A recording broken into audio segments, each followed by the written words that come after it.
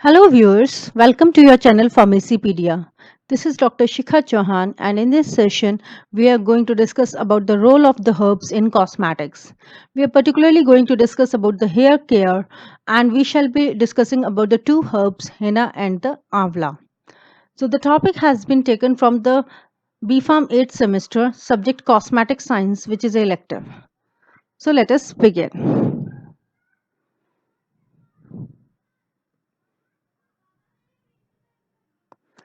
So, when we talk about the care, in olden times, herbal products were used for medicinal properties, both internally as well as externally. Herbal drugs were used as a juice, latex, or in dry powder form.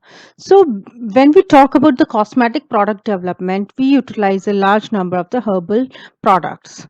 Herbal hair care development has been from very initial time. Appearance of the hair makes an important impact on the total body features. Color, length, and the appearance of the hair makes a significant impact from person to person. So, herbal care cosmetics are in wide use these days, and they are being preferred on the basis of different parameters like ease of use, effects, allergic tendency, and they are being applied topically. So, hair care product ranges from different formulations like shampoos, gels, lotions, oils, solutions, etc. So let us first discuss about the henna. Everybody knows henna mehndi, which is widely used in Indian society. So the botanical name for henna is Lawsenia inermis. So basically it is also known as henna, which is recognized in the traditional system of the medicine. Talking about the plant, it is a small tree cultivated for its leaves. Other than leaves, stem, bark, roots are also being utilized. Talking about the family, it belongs to the family of loosestrife.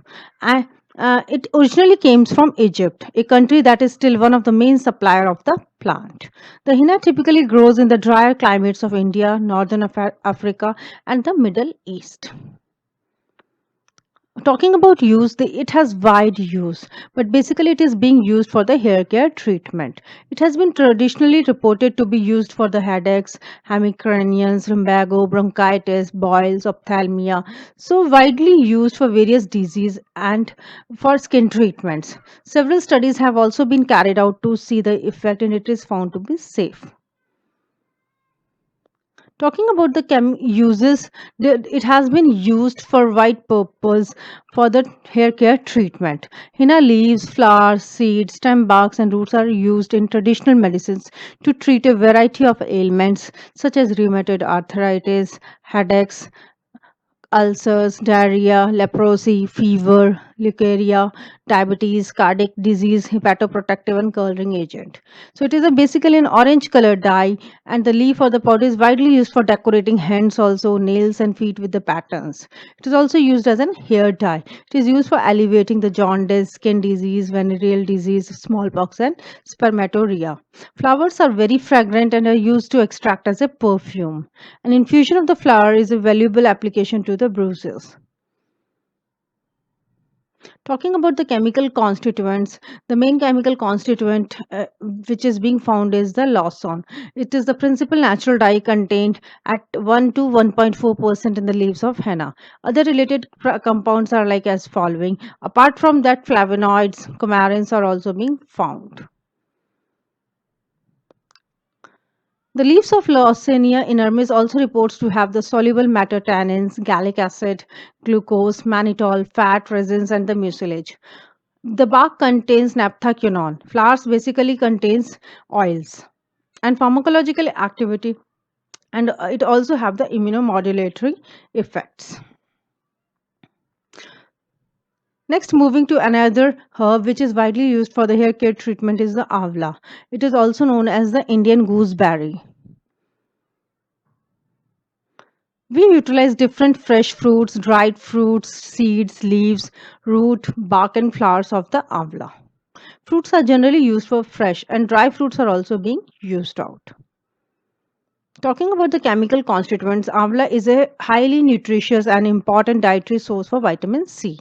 Apart from vitamin C, it also has minerals and amino acids. The edible fruit tissue contains proteins concentration which is 3 times more than the normal, and ascorbic acid concentration 160 times more than that of an apple. The fruit also contains higher concentrations of minerals, amino acids, glutamic acid, proline, aspartic acid, alanine, and lysine. The pulpy portion of the fruit, dried and freed from the nuts, contain gallic acid, tannins, gums, albumin, crude cellulose, mineral matters, and moisture. Amla fruit ash contains chromium, zinc, copper, so it has a lot of mineral values. It is widely used for the hair growth. Fixed oil is obtained from the berries that are used to strengthen and promote the growth of the hairs. The dried fruits have good effect on the hair hygiene and have long been respected as an ingredient of the shampoos. Apart from that, it also serves as a hair tonic. It is widely accepted in Indian society as a hair tonic for enriching the hair growth and pigmentation. The fruit is generally cut into two pieces and is dried preferably in the shade. So then it is being processed to get the oils. The best way to take it with the less heat is to eat it raw with a little salt. It is often used in the form of pickles also, in sometimes dried and powdered. Apart from that, Avla is one of the richest natural source for vitamin C. Its fresh juice containing nearly 20 times as much vitamin C as an orange juice. So, it is an ingredient from many Ayurvedic medicines and tonics, such as it removes excessive salivation, nausea, vomiting, giddiness, spermaturia. It is widely used in Indian society. Avla extracts have been utilized for various purposes in cosmetics development, particularly for the hair care treatment. Thank you so much for watching my video. Please do like, share and subscribe to Pharmacypedia for getting further updates and contents related to pharmacy. Thank you so much.